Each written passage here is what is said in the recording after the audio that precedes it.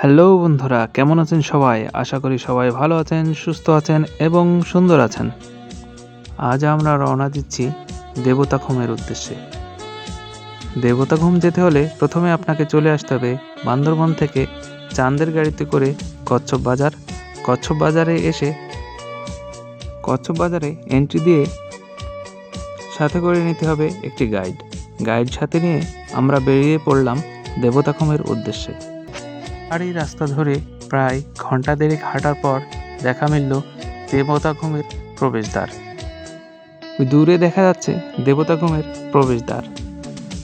প্রবেশদ্বারে আমরা প্রবেশ করে আবারও এন্ট্রি দিতে হলো আমাদের। এন্ট্রি দেওয়ার পরে ছুটে চললাম নদীর পথ ধরে।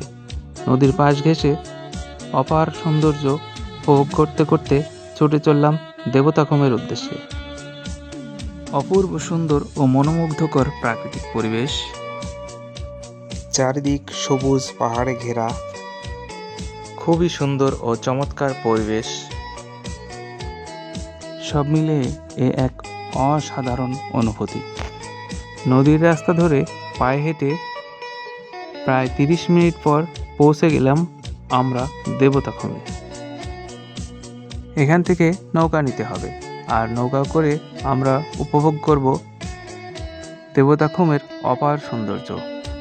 সবাইকে দেবতাখুম দেখার আমন্ত্রণ জানিয়ে শেষ করছি আজকের ভিডিও। সবার প্রতি রইল শুভকামনা।